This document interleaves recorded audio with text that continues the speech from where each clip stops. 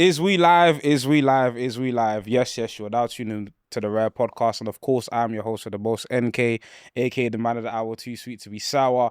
And of course, I can't do Rare Podcasts alone. I'm always joined by a special guest. This is someone I've wanted to chop it up with for a time. I'm going to let you introduce yourself, bro. Tell the people who you are and what you do. Oh, man.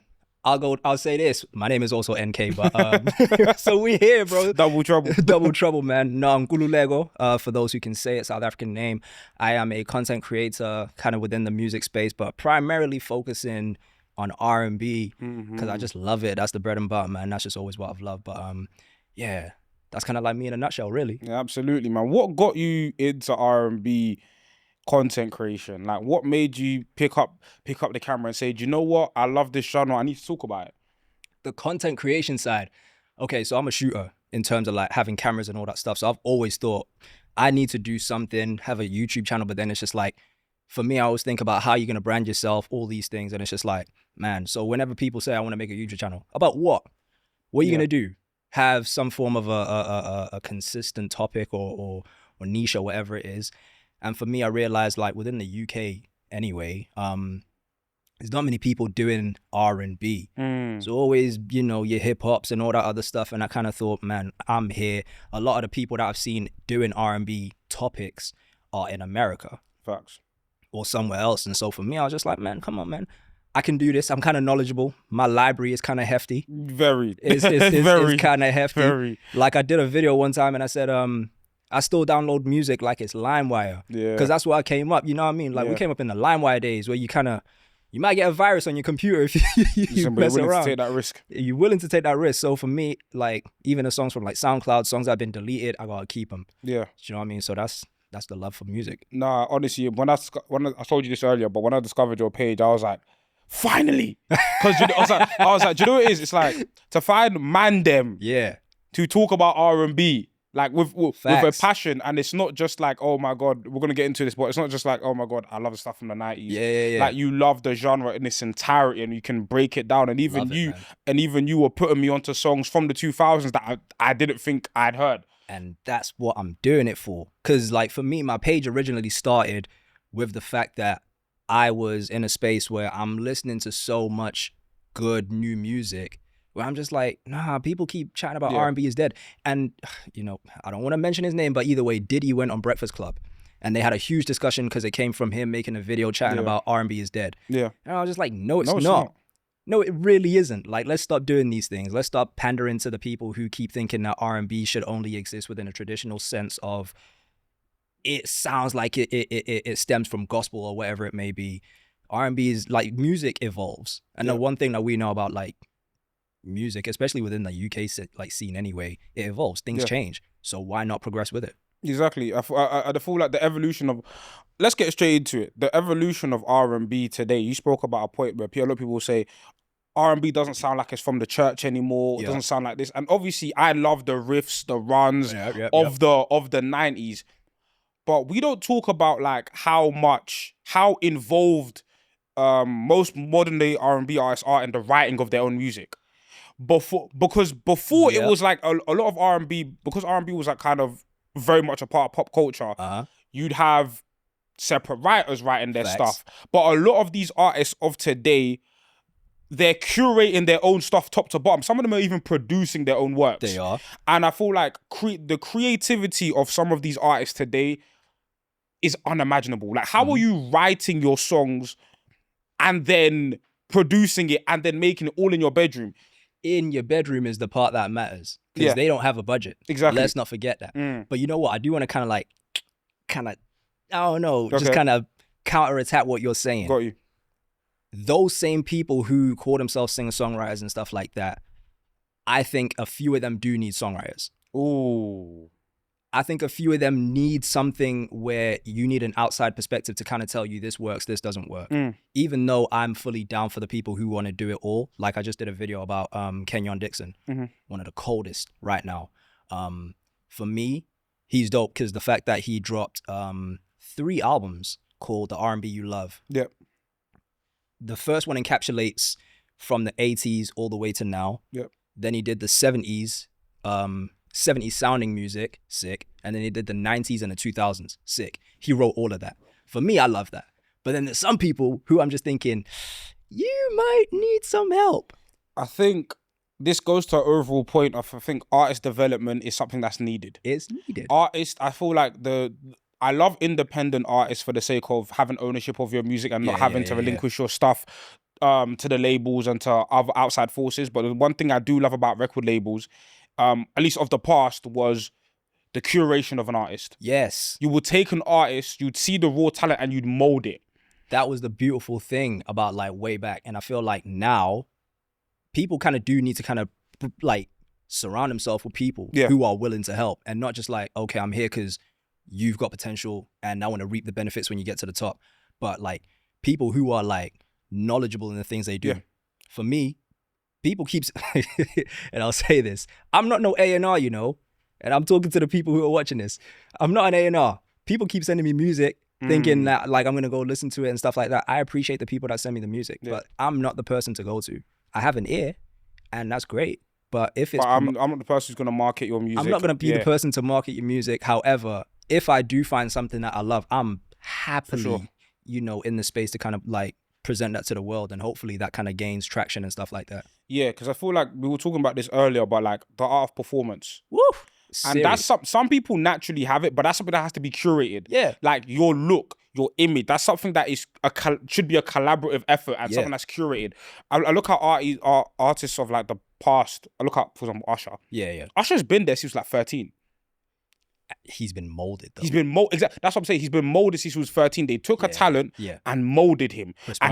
Chris Brown been there for ages. They didn't just wake up one day and say, yo, this is who I am. It took a collaborative effort, a concerted effort, a lot of money to make these artists who they are. And I feel like today, while I love the authenticity, I love the rawness of the artist.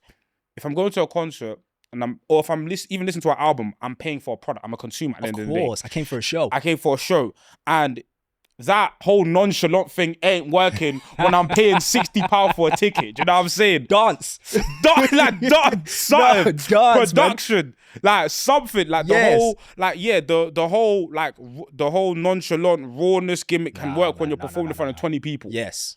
But when you're putting on global tours, we're coming for an experience. Yes. Let us experience, like, because if I'm just coming to listen to your music, I can do that at home. Facts. Why am I coming to see you? I got iTunes. Exactly. I got Spotify. Exactly. And you know what the thing, you say that, and I'm thinking of two very specific things right now. So I don't know whether it was last year or earlier this year when Chris Brown came to the UK. Yeah. Got the privilege to go see him. 2 hours and 15 minutes of a show. Yeah. The guy did choreography. The mic was on. Let's not like, the one thing Stop singing over backing tracks, please. Stop singing with a backing track, please. Stop. Because we got iTunes. We can listen to it at home. However, the mic was on. He did his thing and he danced, bro. Like I saw this guy lose weight on stage. You know what I mean? That's what you remember, like My Effing Kids. Yeah. He's talking about Michael Jackson. Yeah. We saw him lose weight on stage because he was working. Yeah. But in terms of things like that, that is molded from years of work. But then the other part of it is I'm thinking of a Summer Walker who has faced a lot of backlash in terms of her, I guess, stage presence and performance and stuff like that, to where now she's even had to like link with Tiana Taylor, who is amazing with her performances. Yeah. So now we see the development, and this is what like people fail to understand. You're gonna fail in front of people, and that's okay. The only thing that you can do is just keep progressing onwards and get better as you do it. This whole thing about authenticity, I love it, but that can't be your only thing. Yeah, it can't be the selling point of your I'm authentic, so it excuses bad performances. Now, artist growth is one thing, but that's why I feel like sometimes certain artists aren't ready for global tours. They're not ready for, like, I feel like, and you should start with smaller shows, not just because it's easy to make money from them, but it allows you to fail in front of a small crowd. Yeah. It allows you to grow. It allows you to get those reps in. It's training. It's training, bro. It's training. You don't like any sport. You like a boxer doesn't go fight Floyd Mayweather in his first fight. No, you fight in little bingo halls or whatever. Exactly. It's the same thing with artists. You do your little shows here and there, and I get it. The bag is enticing. Nah, man. But you want to be here for a long time or a short time? A very short time. Because the thing is now, the thing we talked about, the fact that people are recording in their bedroom, you put it out there, next thing you know, social media blows your song up. Yeah. You don't know how to perform in front of people because all you know is your bedroom. Yeah. I see, I don't know, man. Just, there's been so many cases of people who like have their song blow up. Next thing they're performing on Summer Jam. And it's like, he was trash. Because he doesn't know what to do. Yeah. They've not had that time to kind of develop and grow and realize that, okay, this is the part where I need to talk to the audience. This is the part where I need to point out, like, Jay-Z is a master at this. He'd be like, hey, yo, shout out to my mans with the sign over there. Like, and that makes you feel like you're included into the show.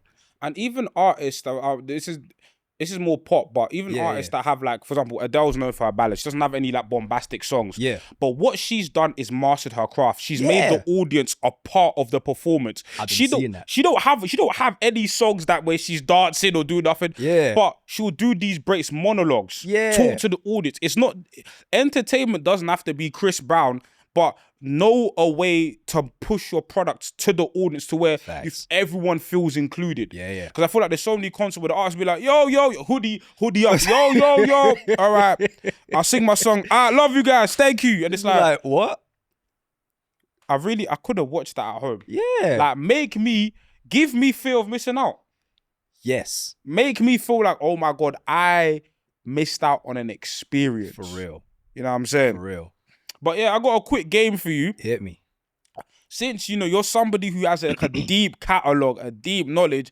So I kind of, you know, want to let the audience see. So this is a game called Song Association, where I give you a topic. Yeah. And you think of a song that best fits the topic I'm giving. Ooh. It could be from any era, old, new, whatever. Yeah. This one's easy. I'm going to start Dirty Mackin'. Dirty Mackin'. And I did a video about this. Yes. Dirty Mackin', R&B artists, male guys are disgusting, man. Foul. Foul. I'll do one that I did from our video. Okay. He Ain't Gotta Know About Me.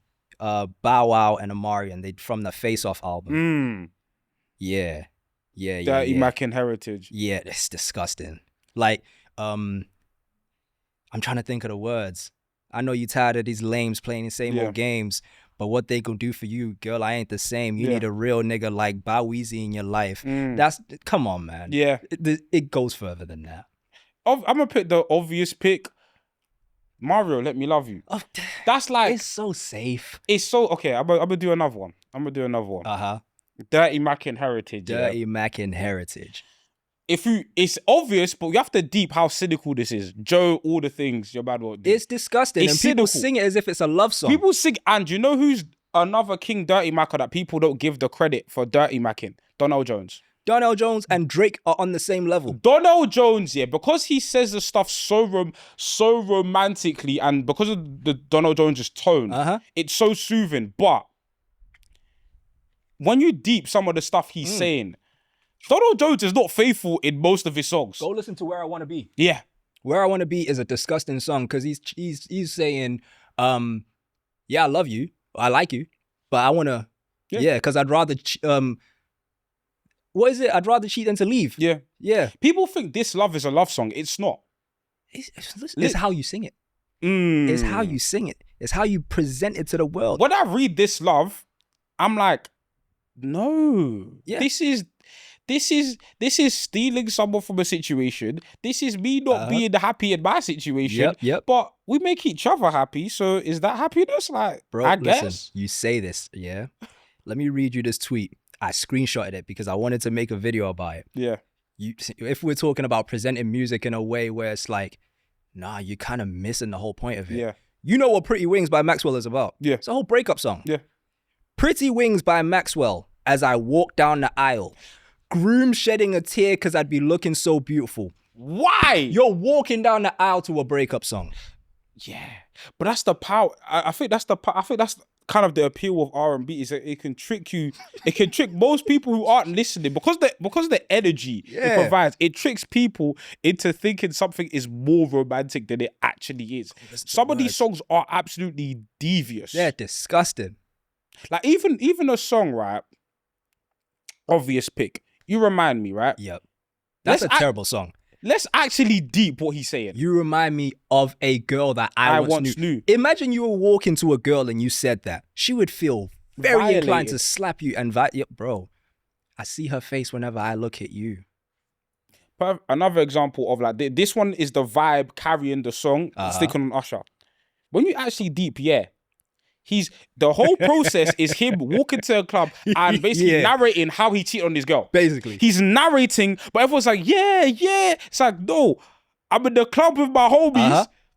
In fact, let me even get the lyrics because like, he's narrating how he saw this girl in the club. Yep.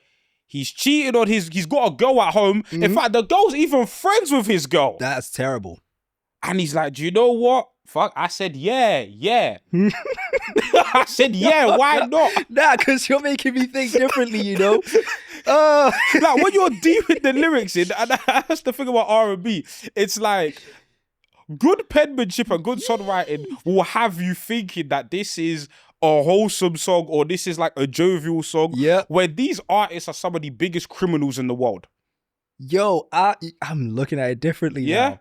That's crazy. And this is why you need to give it up to, I think Usher was primarily working with So Def back then. Yeah. Confessions is actually Jermaine Dupri's story. Yeah. We need to give it up to them for the fact that they gave us a timeless, I believe it was actually called the album of the decade because it was so good. Yeah. And I'm reading this and you're making me think different. Here's the chorus. Shorty got down low, said, come and get me. Yep. Yeah. I got so caught up. I forgot she told me. Yep. Her and my girl used to be the best of homies. Next thing I knew, she was all up screaming, yeah. That is shocking. Shocking. But we'll move on to the next topic. Yeah. So the next topic I got here is unappreciated. And I got one. I got one for this. Feel unappreciated. Is Tony Braxton Just Be a Man About It? Ooh, yeah. Because there's a part of the song where she's like, how the hell do you get off telling me that your mom doesn't think I'm right for you? Yeah. Yeah. What? And the whole song is just like, why? The whole song is like, why are you lying to me with these fake breakup excuses? Yeah. Just be a man about it. Facts. I feel like with, I guess, like the older acts, they're obviously kind of like our parents' generation, so to say. So they'll definitely be appreciated in that sense. Yeah. But I think you get people like Tony Braxton, Maya, to me, I mean, they're appreciated. Yeah. But we don't necessarily like recall their music too much, and I feel like that's an issue. There's a song. I've been dying to talk about this song on the podcast. I thought I just been lost in, I hope I know this song. In time.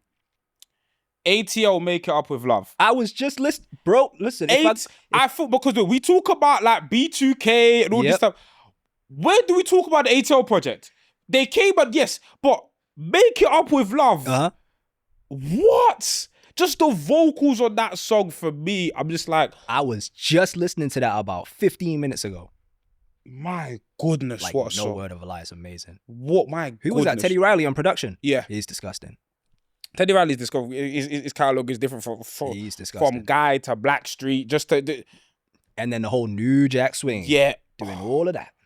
Just the whole like New Jack Swing. We spoke about the evolution of R&B, right? Yeah. Like, just from the aesthetic changes of R&B, we went from man them in suits in Guy. Yeah. To like the whole Jodeci influenced bad boy era. Where it was just like, even within, I feel people within the 90s itself, people categorize the 90s as, oh my God, it has so many artists, but the 90s had so many eras one. It did. Because you go to like early 90s, you got acts like Mint Condition. Facts. You got the guys of the world. Yep. And then you go to like the mid to late 90s, that's when you start seeing you got Jodeci. Yeah. Drew Hill. And then Boys to Men slotted themselves up in there, but they were the sweet boys. Do you know what I mean? Because Boys to Men were obviously New Edition inspired. Like literally they were managed by Michael Bivins. Yeah, by Michael Bivins. So the amount of variety that the 90s had, and obviously like we're gonna get to like the later eras, because I feel like the 2010s and 2000s doesn't get enough love. But within the 90s, I feel like it's easy to categorize the 90s as, oh my God, just this one universal thing where it's like, It's not, there's man. so many different things It's within the not. 90s. Like, it's Facts. hard to like, if you said what's my favorite 90s song, I would just ask you, boy band, girl group, male, female, solo. You have to. Because you have to divide it that way. You have to separate it, because in things like that, because I was just thinking about it when I did my the video, if you were to put someone on R&B, but like using only 5 songs, and I kind of sat back and I thought, bro, R&B is so vast. It's so vast, and the variety is ridiculous. And so for me, it would have to be something that encapsulates what the vibe was throughout the decade. Absolutely. Do you know what I mean? It's ridiculously hard to even try do that. However, I'll give you one. If you were to ask me R&B song that just gives you every type of feel, These Are the Times by Drew Hill. Written by Babyface, if I'm correct. The master of it all. Right there. So yeah. If we're now going back to underappreciated or unappreciated, I think that might be one. Yeah. But then also,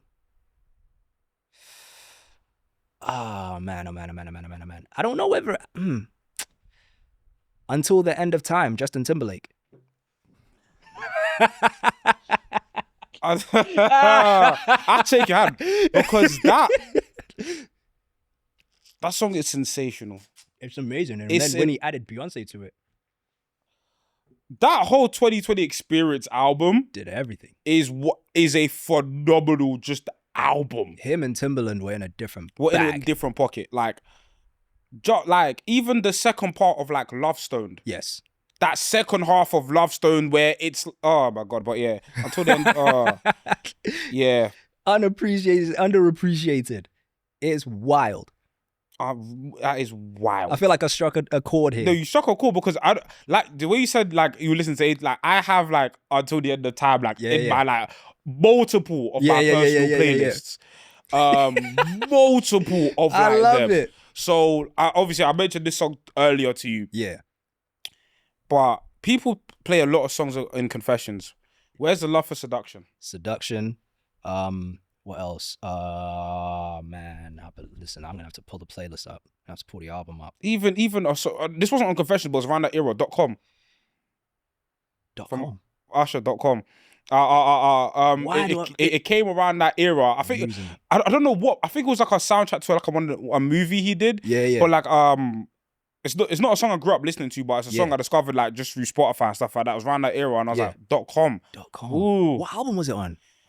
Let me see. I don't think it was on any official. I can't find it on any official project, but I knew it was before Raymond versus Raymond. I knew it was before the 2010s. Okay. Yeah. If you see it right here, .com. I have never heard of this song before. Great song. Great song. I feel like it's what it's all about, man. Yeah, it's what it's all about. And I just feel like as a genre, it's so vast and just like so many. There's too many things. There's too many things. There's too many moving parts to it, man. Yeah, I got one more for you. Love at First Sight. Love at First Sight. Whoa. Yeah, it's tough. Like we could go through this together. Like I'm gonna go through because I feel like you already have your songs though. No, I don't. You're okay. I don't. I wanted to keep it as fair as possible. Yeah. So like it's a collaborative effort that we go through like Love at First Sight. Cause like there's obvious picks, but like we're better than that. Like we're better than picking Chris Brown. Yeah. Even though that's like a really perfect example. Yeah, it's a perfect example, yeah. I think I might say, oh man. Oh man. You go first. Love at First Sight. Love at First Sight. If I see a beautiful woman walking across the street. What's the song? I'm looking through my playlist. Some of these songs definitely not. Nah, definitely not. Love at First. Nah, that's hard. That is hard. You have to make me pull up the playlist, man. I gotta pull it, but we got to. Where's my stuff? Oh, I just found one. Uh-huh. Lloyd, you. Stop. Wait a minute. Okay. done Yeah, got yeah, my yeah, yeah, heart. yeah, yeah, yeah. Yeah. But I'll change the game for you. Like, it's just like, yeah, it's probably not love at first, it's probably like infatuation. Infatuation. But like, it's that moment of like, literally, Yeah, who yeah. are you? Yeah. Who is this person? Yeah. Yeah. Man, I feel lost right now. I'm trying to think. I've never been so... Is there a Miguel song? I'm trying to Miguel. think. How many drinks? Not really. Nah, Not that's really. just trying to pick her up. That's just trying to pick her up. That's not Yeah, really love yeah. at first sight. That's like, but yeah. Like, I put you on the spot with this one, admittedly. But like, there's so many like we've rattled off like two. But I just feel like, what's a song right now that you just say is just has been stuck in your head? Like, it could be from any era. It's just like permanently just stuck in your head. I'll give you two. Okay. The Closer I Get to You, the Luther Vandross version, not the original, with Beyonce. The closer I get to you, the more you make me... Yeah, there's that. And then there's also... Jeez, because like I listen to music in such a different way now. Okay. Like I don't even get to enjoy it anymore. Okay. With all of this like stuff that I'm doing right now. Yeah. But trying to think. I'm literally going through it right now. No worries. You stumbled upon something which I'll ask you later. Yeah. But like you said Luther. You said you mentioned that it was the Luther Vandross version, right? What are some covers of different versions that you think are better than the original? My prime example that I say this, and I love Michael Jackson to death. Yep. Troops version of is it All I Want Is You? All I do is think of you is better than the Jackson 5 version. Debatable, but yeah, I think it's better than I just feel obviously the Jackson 5 I think just like the passion, like the vocals, especially when it comes to the harmonies and the chorus, I think Troops version is slightly better than Jackson's version. You see, for me, I got flack when I said this because they were just like, you can't come at Miss Anita Baker for this. I said JoJo. Caught Up in the Rapture. It was a cover by the Interns, and then they revitalized the instrumental. It's beautiful.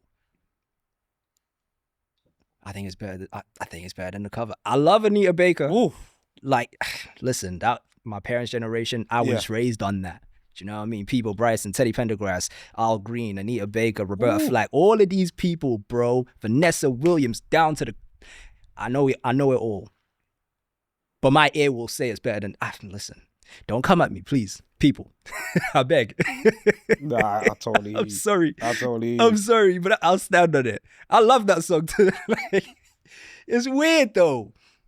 It's just so... It's good. Yeah. Production is amazing. Her vocals were dope. Like, for me, JoJo is a really underappreciated artist. JoJo is so underappreciated. I feel like she came into prominence, obviously, like early mid 2000s, right? 05. Yeah. And I feel like that era. We had a lot of acts, but that was kind of the beginning of the erasure of like R&B. Because by the time we got to 2010, a lot of these artists had either pivoted or were gone. Yep. Let me tell you this. I tweeted one time, 2008 was the last year for traditional R&B. Yeah.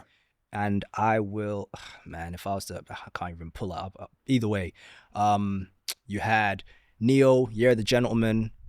So where he's kind of pushing into the new EDM stuff because you got Miss Independent, whatever. What else came out? Brandy Human, I believe. Yeah. Some Jamie Foxx album came out, but I feel like, listen, I'm gonna have to try pull this up. But either way, I know what Jamie Foxx album you're talking about. Was it's the one? Maybe it's like Blame It on the Alcohol or something like that.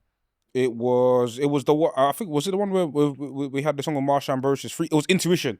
That's Intuition. Yes. Where it had Freaking Me with Marsha Ambrosius. I love that song. Oh my god, that. But I could go on the whole. We love Marsha Ambrosius over here. She is like one of the most like gifted. descriptive artists. Like she's so like she paints a picture, especially when she's talking that stuff. It's not just what she's saying or what she's singing. It's the sometimes her ad libs sound like the heat of passion. Yeah.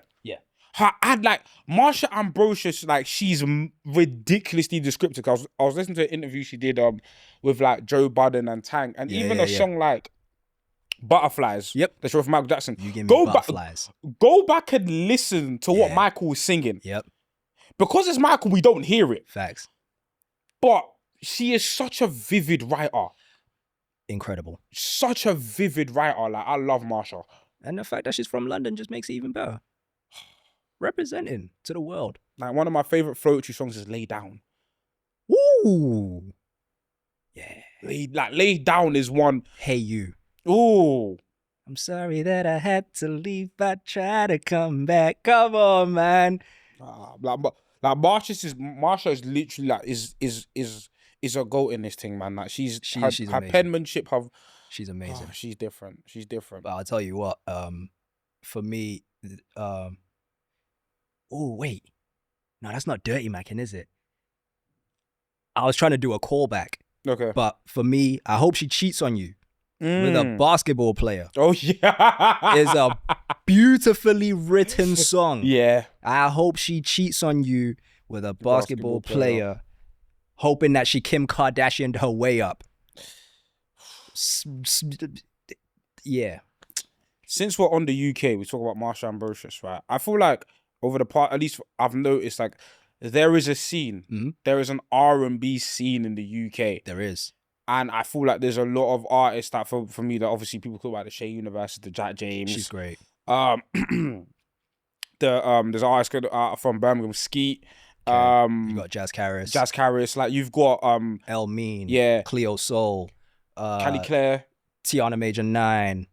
Man, I'm blanking right now. Kadeem Tyrell. Yeah. You could even put O'Deal a little bit in there. Yeah. Osa or Oso. Osa. Mm-hmm. Yeah, he's dope as well. But yeah, you got guys, man. Yeah, you've got guys. I love that you mentioned Kadeem Tyrell because like his stuff is like a bit like I even have. He's been so consistent over the years. For sure. Like I had a whole playlist called like Homegrown Soul. It was like Vanna Jack James. Oh, Jeremy's cold. Yeah. Bella. Marie Dahlstrom. Cyprel. Bro, these people are serious artists and they just need Jerome that Thomas. Push. That's what I'm saying. Jerome Thomas. That's what I'm saying. There's a scene over here. He's got a song called Damn, if I'm correct. And it's amazing. Yeah. I think I discovered him through Bruises. That's the first song that I heard from him. And I was like, what? Like, I feel like over here, like we always talk about like, oh my God, there's not enough R&B, there's not enough R&B. And it's like, there is literally a scene of artists from here doing their thing. But let's get to the main topic that I brought you here for. Yeah. The whole discourse about, is R&B dead? No, it's not. It's different, but it's not dead. And people will obviously say it doesn't reflect the music that we used to have in terms of like the gospel influences that you can like even some people question some of the vocal ability of the artists. So you've answered the question, is R&B dead? What's different about R&B today? But what do you appreciate about R&B today? Dang. Okay, what's different about R&B today? I think people have more autonomy of what they're trying to say. Yeah. Rather than having songwriters tell them what to say.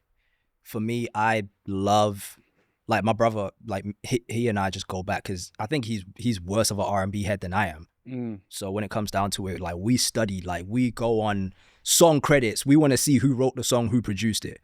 So you got people now who are saying what they want to say rather than being told what to say. Do you know what I mean? Like you got writing camps and production camps. So you got what Bad Boy used to do with the Hitmen. You've got the Underdogs. You've got just all these people who used to actually just like create that sound, create the music and give it to you, and you buy it, and that's your project sorted. Now you got people who are kind of just saying, "Nah, I want to speak about what I want to speak about." Yeah. Do you know what I mean? Nah, this girl did me dirty. You know what girl I'm talking about? Yeah. Do you know what I mean? Like, it's her, Yeah. right, with the red hair. Yeah. But so there's that. But I do think the sound of it has changed too. Obviously, with the influence of like the southern sound. So kind of like it's when Kanye kind of started doing the 808s and stuff like that. That's what came in, and then that now bled into so many different parts of music. So now, especially within the R&B field, you've got that. Obviously, Drake took it, made it even more popular. Now people are kind of diversifying that sound a little bit more. Even the production, I feel like people are almost singing on hip hop beats. Almost. Yes, I like it, but I don't like it at the same time. And I'll give you an example. Marcus Houston just released an album, and I was writing my notes about that because I was thinking about, like, at the end of the year, am I going to do a best and worst? Yeah. I'm putting that in the worst album I've heard. Because there's no consistency. He's either singing really well or he's just chatting crap or doing a mess on the song. Yeah. And now that you've got that kind of coming in, where you've got the traditional artists who are trying to work their way into whatever this new sound is, it doesn't work. Just do what you're good at. Yeah. Do you know what I mean? So for me, there is that aspect of, like, has it evolved in a way where it's not necessarily going to please the purists? Sure. That's the reason why I did the whole set of playlists and stuff like that, because I'm just like, okay, there are people who are purists. There are people who are alternative in their sound. They love whatever they love. There are people who just kind of love more peaceful sounds. Yeah. There are people who love whatever it is. Yeah. So, yeah. And I feel like people, we're seeing an amalgamation of influences. Mm-hmm. Like, we're seeing a lot of people who are influenced by a variety of different things. For example, like, you look at Janae Aiko in the 2010s, like, yeah, she's probably inspired by, like, Erykah Badu aesthetically and stuff like that. I can see that. But you listen to her, and it's like, ooh, this sounds like she doesn't have the vocal presence of like a Vandy, but she's able to set, I hate to use a TikTok word, a vibe, or like but you know who's the inspiration for that? Yeah. Aaliyah is the most perfect example for what Janae Aiko does. Yeah. And then she became the mum to all of these new artists, because 2010 when she dropped the Sailing Souls project, beautiful. It was amazing. I still think that's one of the best projects I've ever heard. Same. Even though her vocability is just here. She doesn't give you riffs. She doesn't give you that big ballad note. She doesn't give you none of that stuff. However, she's great at what she does. Yeah. I love the fact that you brought up Aaliyah, because I feel like Aaliyah, you are absolutely right. Like, Aaliyah was never known for her vocal prowess, but there was something about Aaliyah's music that... Yeah. And you can obviously credit Timbaland with the production, but Missy you have to... with the writing. Missy, with the writing. Yeah. But there was something about her delivery that just made everything so timeless. Go listen to Missing You. Is it Missing You? I Miss You? Whatever song that she did. It's been a long... Yeah, either way. That right there, it's not like, whoa, Beyonce type level vocals. However, the song is just so good in terms of everything. Yeah. And it gives you the feel of like, dang, I really miss her, you know? Yeah. Even I was just listening to Come Over. Yeah. On the train today. It's like... Come Over doesn't have any complicated riffs or runs, but it's like, can I come over? Can I? That's it. Yeah. But and then you got Tank on the the backing vocals. On the but vocals.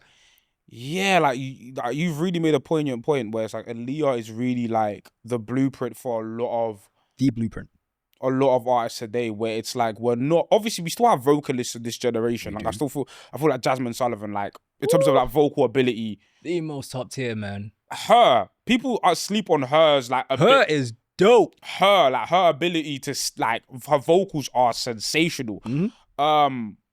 But yeah, I don't think R&B is dead. Like, but I just think it's like it's evolved, and I feel like it has. I feel like there's a lot of artists that today, for example, I love Ombre. Yes, I love Ombre. 3P. Yeah. There's an Aaron Ray. He's dope. Yeah. You got Fabo. Yeah. He's amazing. Man, I'm trying to think, bro. T.A. Thomas, Jalen Goddard, I believe that's how you say it. Man, you got so many guys who are just doing I think it's Jayla Darden. Yes. She always does the idea songs where she's dope. So I feel like there's artistry there. Yeah. Where I think the difference is that what do you want from the product? I feel like if you want something, because I was listening to Mint Condition, right? Yeah. and you could hear you could hear Mint Condition have like 6-minute songs. Like they have that, bro. They have like bro. They have duration. Like, the duration, like, bro. They have like 6-minute songs, yeah. And that's like this is, and then there'll be like a 2-minute section where just the guitar and the drum, like that's gospel. Yeah, you can hear the gospel influence through that. Where with this, it's kind of the music's a lot more personal, for better and for worse. Yeah. Because sometimes, like you said before, sometimes, yeah, it's personal, but is it of quality? Is it of a high quality? Sometimes. There you go. So it's kind of the catch-22 where I feel like with these albums, I feel like with a lot of the albums in the past, it's like they're presenting us a product, but we don't get really to see behind the curtain. Where with these artists these days, we see a lot behind the curtain. Yeah. So it's less of a show and more so of like, almost, hey, I'm coming out to the world. I'm presenting myself. Yeah. And if you like that level of introspection in your music, there's a lot of content for you. There is. But if you want the top tier, polished product, that might not be what this era has to offer you. And there's a reason why, for me, I'm kind of just calling myself a music curator now. Yeah. Rather, I don't know. But either way, with the playlist that I have done, they're definitely set in different, topics. Yeah. So there's the R&B for purists. Yeah. So if you love Brandy, if you love Mariah Carey, if you love Boyz II Men, go there. But then there's also the Hidden Gems one that I've done, where it's some similar artists or the same artists, but just album songs that you've just probably never heard before. Amazing. And then you've got the R&B is Not Dead. I've got 1 and the part 2, where it's songs from 2020 onwards, where if you want to say the polished sound, it feels polished. Yeah. Do you know what I mean? And it's giving you the nostalgic feeling, but they're just now. Do you know what I mean? It's those people who are just doing amazing things where it's just like, rah, I didn't know people were doing it like this before. Do you know what I mean? Yeah, those are obviously big artists, like far from obscure. Yeah. Anderson .Paak obviously released the project with Wild with No Worries, and I was listening to that, I was like, amazing album. Oh my God. Amazing album. Like, in terms of like, because some of those songs sound straight from the 70s. Yeah. Some of those songs sound like a a Bobby Womack or a Teddy Pendergrass. Something, man. He's got that thing with his voice too. It's where it kind of feels like he's giving you that feeling. But like I said, it's a super polished. Like he's a premier artist. He's got the facilities to like make a super polished project. So there's that, and even that album in terms of like the writing on that album. Yeah. Like he just went through a divorce, and I can hear it in the album. Yeah. I can hear it in the album. So I just think like with the whole R&B is dead discourse, it's frustrating because I feel like it doesn't put shine on what the artists are doing today. And that's the issue. Because now all you're kind of doing is just like, yeah, they're good, but they're not the 90s. Yeah, they're good, but they're not 2000s. And it's like, we weren't saying that way back when. Well, obviously, it did go, we were talking earlier, and like, for me, I'll say from 2009 to maybe like 2014 was the worst period for R&B. Yeah. EDM, all that stuff, everything is, pop music, whatever. Even our like most hailed modern people were doing that. Chris Brown was doing, Neo was, they were doing Beautiful Usher People. Was doing, oh my God. Usher was doing OMG. Do you know what I mean? It's all of that where it's just like, bro, everybody's trying to merge with their times. However, they're now back. They've come back to the fold. Do you know what I mean? They've come back, and also I feel like I don't want to say a renaissance, but there was like, for me, there was like from like that 2014 period onwards. Yeah. There was kind of like a re-emergence. There was kind of like, of course, you had obviously the Sisters, the Summer Walkers, but you had like the Daniel Caesars. You had obviously the Bryson Tiller. You had like a bunch of people at one time come out and say, do you know what, we're gonna make songs again. And it might not be the songs of the 90s, but remember, we just said influence. We just left an EDM period. Mm-hmm. Of course, some of the songs are gonna sound a little bit more. Facts. That's why Trap Soul was made. Soul was made, and Trap Soul at the time, and even now, we regard as like a staple album of that decade. So I feel like during that period, what emerged after that period was a bunch of new artists that grew up in the Aaliyahs, but also grew up on a wider array of genres. Yeah. And those artists are now blending that into their music today. They are. You said SZA. I'll say this, and I'll stand on it. I don't like SZA's last SOS album. Shake my hand. I don't dislike it, bro. Because when you're coming from projects, forget Control. When you come from a project like Z, yes, then to Control, that SOS album for me doesn't hit the mark. It just went phew. No. Do you know what I mean? Yeah, okay, cool. Snooze may be the most played R&B song of today. Streamed, actually. Most streamed R&B song. But the album in itself, I disliked. I understand I may not be the target audience. Cool. But in the sense of like me having a very developed ear for music, because I listen to so many different genres, I get it, but I dislike it. Yeah, for me, I said when SOS came out, I listened to it, I was like, Because when I listen to a project like, for example, Control, yeah, and I hear songs like The Garden. Great album. And Doves in the Wind. Doves in the Wind. Like Supermodel. Yes. Like there are Drew Barrymore. Like there are so many songs on that album where I'm like, this is a phenomenal project. And I feel like SZA, it's kind of what happens when I feel like certain artists want to appeal to like the masses.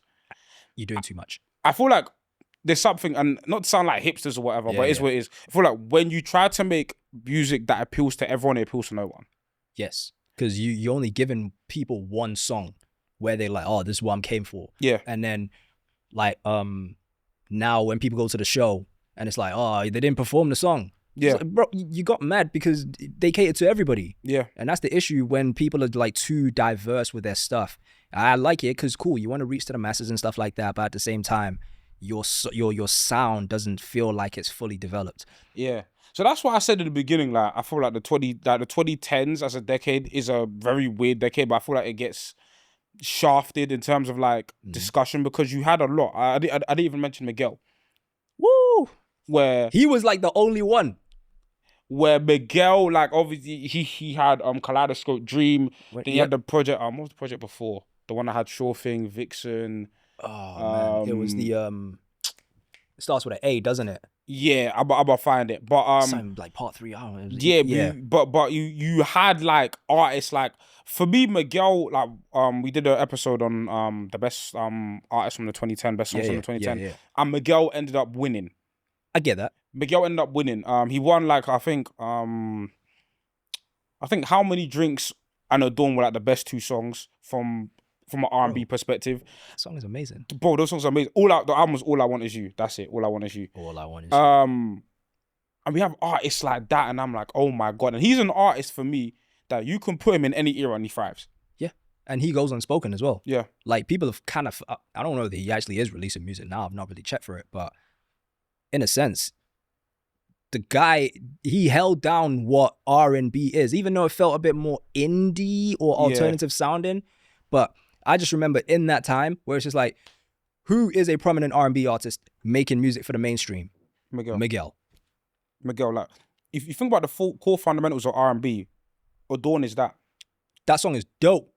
Adorn is literally like, you speak about like the elements of R&B, okay, vocals. Yeah. Even the way the song is written, bro. These lips can't wait to take, like, oh my. Listen, this is what I'm trying to get to in terms of just like music, or at least songwriting, feeling like it's painting a scene. It has to be metaphoric in a sense, right? Because like More Time, SWV did Downtown. That song is about doing whatever it is, you know what I mean? Rain is filthy. It's filthy, bro. Rain is filthy. Yes, we know what that's saying. Yes. Do you know what I mean? However, like, you get songs like that, and it's like, ooh, it's great. But then now people are very too literal with it. Do you know what I mean? That's a good point you brought up. So you feel like the problem with, an issue that could arise with modern day R&B is that the metaphors aren't there. There's no metaphors. Everything is way too literal and in your face, and that's it. The poetry's not there. The poetry is not there. And that's why, like, for me, which is why I say, like, people kind of do need to link with songwriters, because we just spoke about, it feels like a club song. Yeah, it's great, but he's chatting about cheating on his girl, whatever it is, right? And things like that, where it's like, oh, snap, there's a deeper meaning in what you're saying. Or there is a different angle to how I'm supposed to look at the song. because there's sometimes a backlash. Sometimes when you listen to like some songs that come out today, some of the vulgarity could be like, ooh, but content-wise, it's no different to what came out 20, 30 years ago. But the difference is the delivery. Thank you. The difference is delivery. The songs today aren't dirtier than the songs before. The topics are all the same. The topics are all the same and will remain the same. Yeah.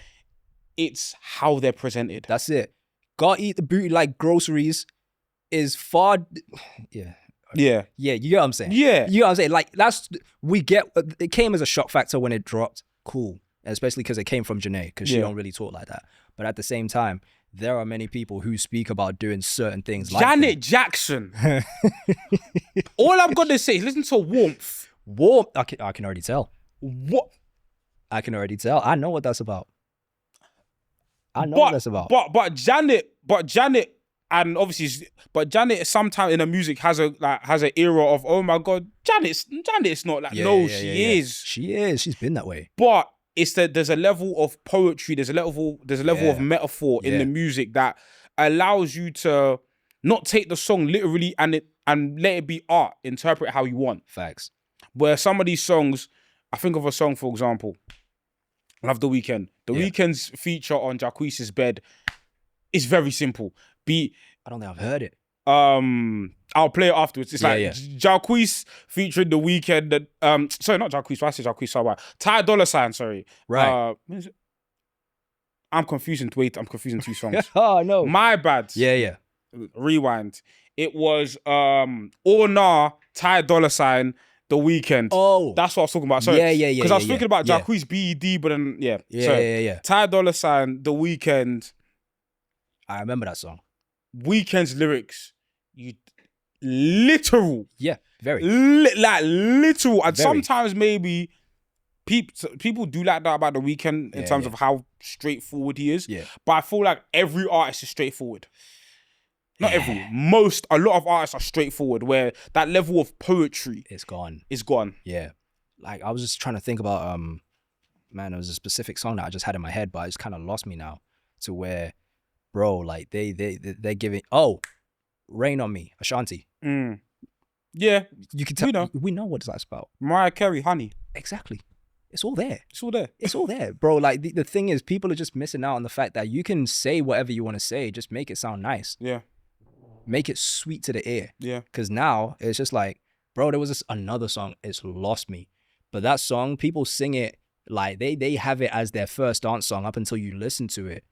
Like, first dance at a wedding. But when you listen to it, it's like, bro, what? Yeah. I can't remember what it was. And I don't even know the lyrics. The melodies lost me. It's gone. But you mentioned John B. Inside. Yeah. So,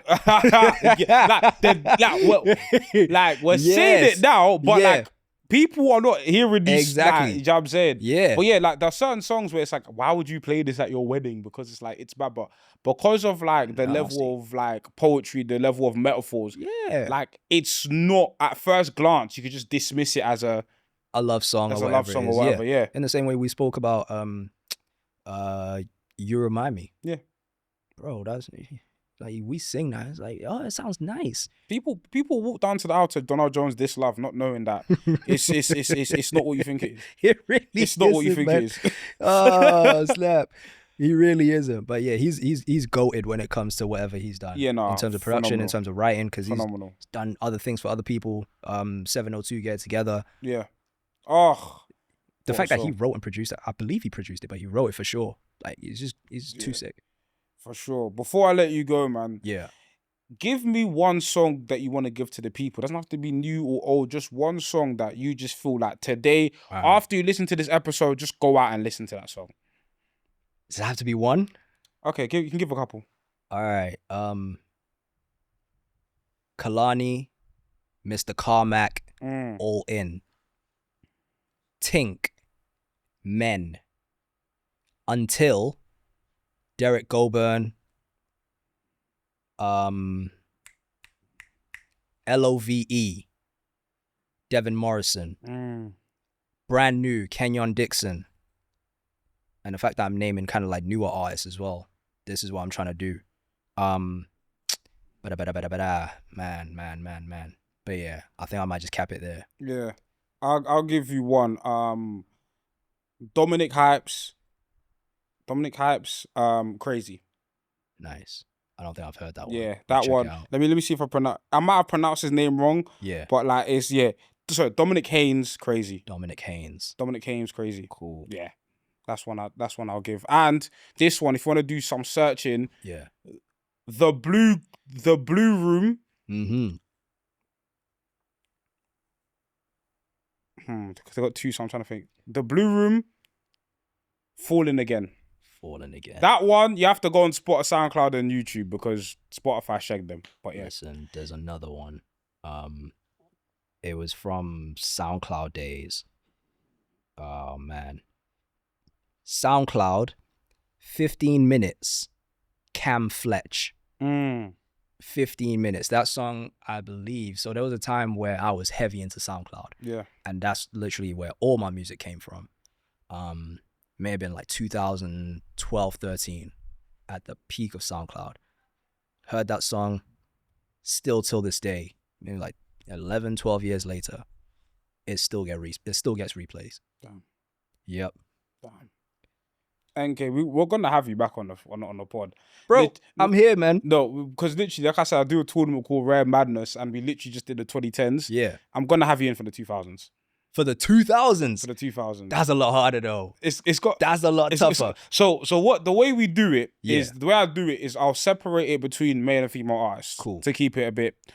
I kind of, for the audience, I kind of pick obvious songs, but I want sleepers in there as well. I got sleepers. I want sleepers in there as well.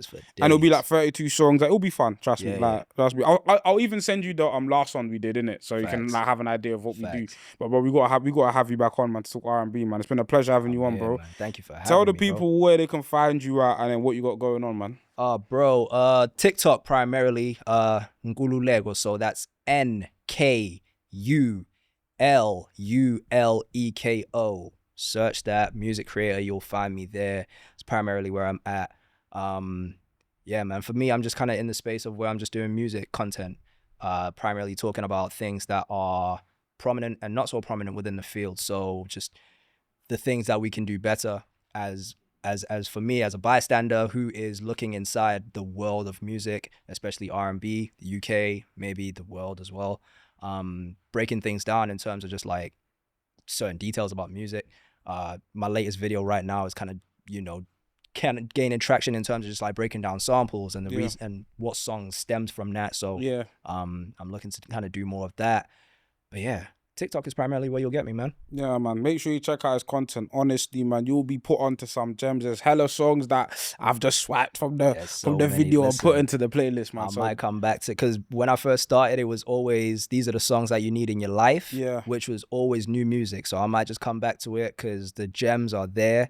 Trust me. But man. People are just not marketing their stuff correctly, man. Yeah, that's facts. That's facts, definitely. But yeah, man, make sure you like, share, comment, and subscribe. Make sure you follow us on Instagram, TikTok, and YouTube. Help us get to 10K on TikTok, please. But yeah, man, make sure you comment down in the comment section below. Engagement. It's been the Rare Podcast. We will catch you guys on the next one. Peace.